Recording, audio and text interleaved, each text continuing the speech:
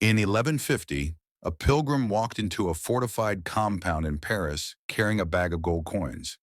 He was about to embark on a dangerous journey to Jerusalem, a route infested with bandits, thieves, and worse.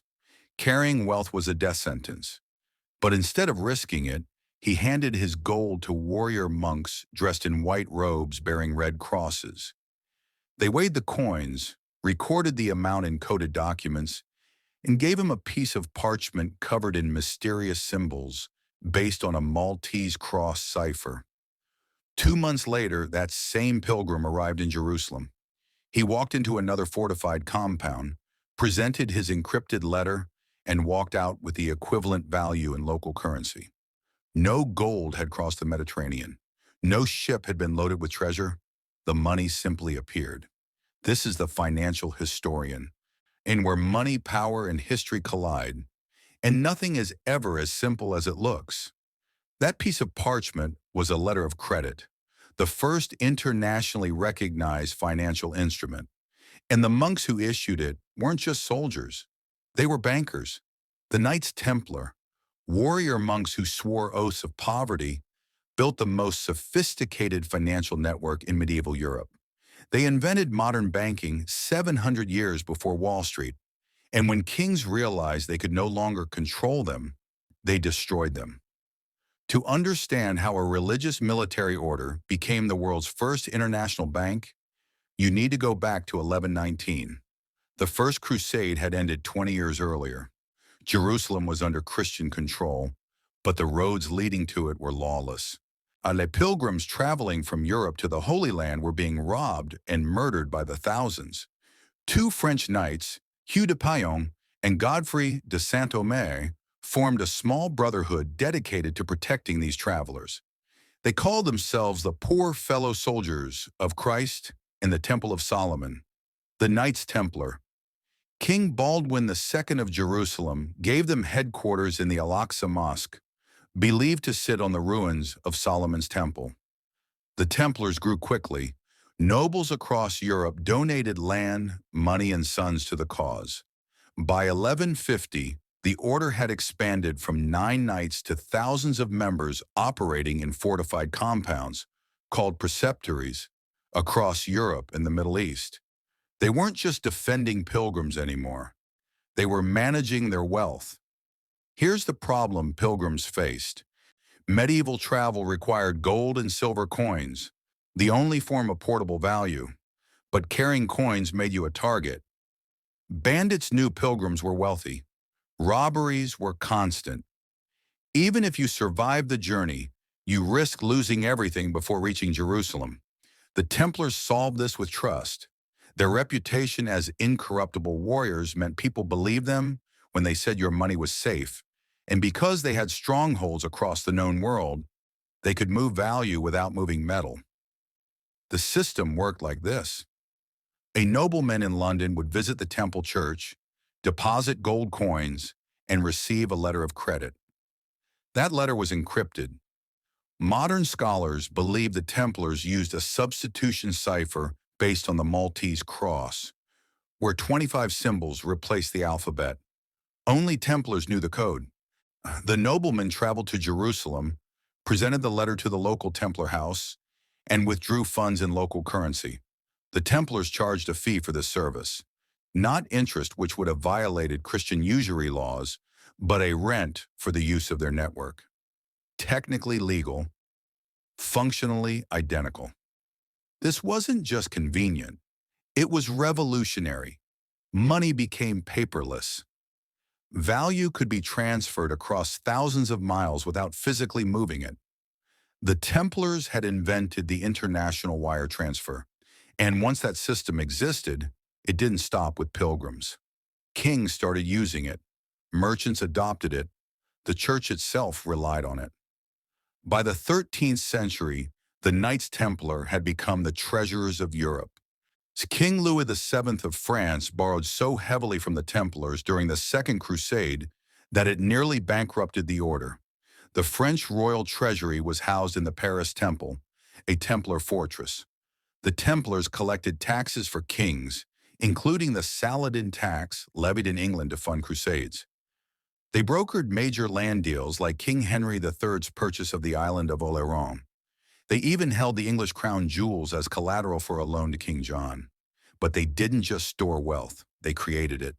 The Templars issued loans to monarchs, nobles, and businesses. Because they operated across borders, they could package collateral from one country into a surety bond acceptable to lenders in another. This was the invention of the standby letter of credit, a financial instrument still used by modern investment banks. And when a debtor couldn't access collateral directly, the Templars would guarantee the loan. Lenders trusted Templar bonds more than they trusted kings. And here's where it gets dangerous. The Templars weren't spending the gold deposited with them. They were lending it multiple times. A pilgrim deposits 100 gold coins in Paris. The Templars lend 80 of those coins to a French noble. The noble uses the loan to buy land. The seller deposits his payment back with the Templars. Now the Templars have 100 coins on deposit in Paris, 80 coins in another account, and only 100 physical coins in the vault. They've created money. This is fractional reserve banking, the foundation of every modern financial system. And the Templars invented it 600 years before the Bank of England. Individual Templars lived in poverty. They owned no property, and they couldn't marry. They wore simple white robes. But the order itself accumulated staggering wealth. Donations poured in. Land holdings expanded. Banking fees compounded. By the late 1200s, the Templars owned vineyards, farms, castles, and entire towns across Europe. They operated as an independent financial superpower, answering only to the Pope, and that made them a target. In 1291, the Crusader kingdom fell. Acre, the last Christian stronghold in the Holy Land, was overrun.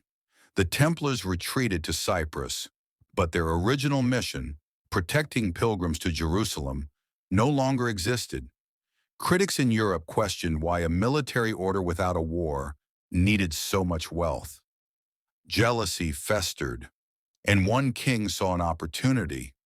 King Philip IV of France was drowning in debt. He had fought expensive wars against England and Flanders.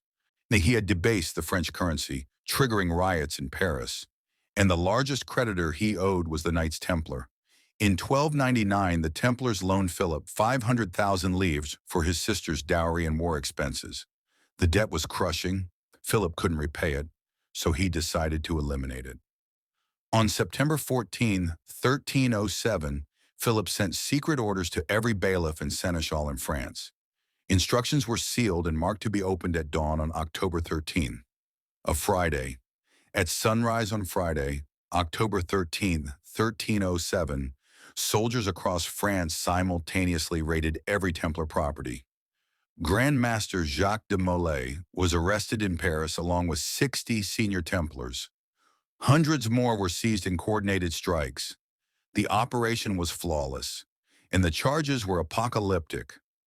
Philip accused the Templars of heresy, blasphemy, idol worship, and sodomy.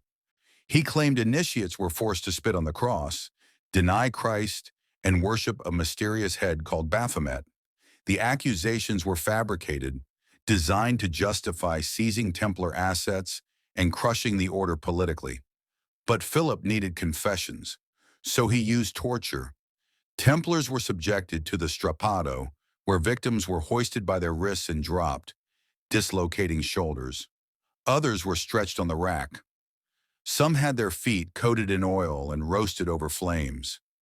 The average age of arrested Templars was 41. Elderly men broken by agony confessed to every charge. In May 1310, 54 Templars were burned at the stake outside Paris. Many who survived recanted their confessions. They were burned too. Pope Clement V initially resisted. The Templars answered to the church, not the French crown. But Philip threatened the Pope, pressured him, and on November 22, 1307, Clement issued the papal bull Pastoralis Praemunentiae, ordering all Christian monarchs to arrest Templars and seize their property. England complied in January 1308. Other kingdoms followed. By 1312, at the Council of Vienne, Clement dissolved the order entirely with the Bull Vox in Excelso. On March 18, 1314, Grand Master Jacques de Molay was burned alive on an island in the Seine River. Before he died, witnesses claim he cursed Philip and Clement, saying they would meet him before God within the year. Pope Clement died on April 20th, 1314. King Philip died on November 29th, 1314. Both were 46 years old. The Templars' wealth was officially transferred to the Knights Hospitaller. In reality, Philip kept most of it. He extorted annual fees from the Hospitallers to compensate for his lost revenue. In England, Templar lands were divided among nobility and never fully transferred. The destruction of the Templars wasn't about heresy. It was about debt, about power, about a king who owed too much to an institution he couldn't control. And here's what makes this story critical. The Templars didn't just invent banking. They invented the problem governments still face today. What happens when creditors become more powerful than the state? When financial institutions operate beyond political control? Philip's solution was annihilation. Arrest the bankers, seize the assets, erase the debt. It worked in 1307, but the system they created didn't die with them. The banking practices the Templars pioneered, letters of credit, international transfers, fractional reserves continued. Italian merchant banks in Florence and Venice adopted them. The Medici family refined them. By the Renaissance, these techniques had spread across Europe. The Bank of England formalized them in 1694. And today, every wire transfer, every credit card transaction, every international loan operates on principles the Templars established in the 12th century. But there's a darker parallel. The Templars became too big to fail and too powerful to tolerate. Modern central banks face the same paradox. They create money through lending. They operate internationally beyond the reach of individual governments. And when the debt becomes unmanageable, the temptation is always the same. Eliminate the creditor. Philip didn't default on his debt, he criminalized it.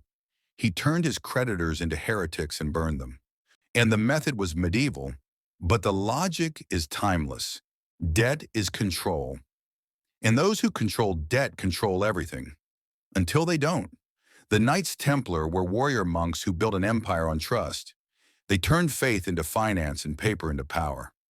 And when kings realized the system had made bankers more essential than monarchs, they destroyed the order to preserve the throne. The Templars are gone, but the machinery they built, the invisible architecture of credit, guarantees, and international capital flows, that's still here, and it's still more powerful than any single government. If this gave you a new perspective, hit subscribe. History has the answers. I'll show you where to look.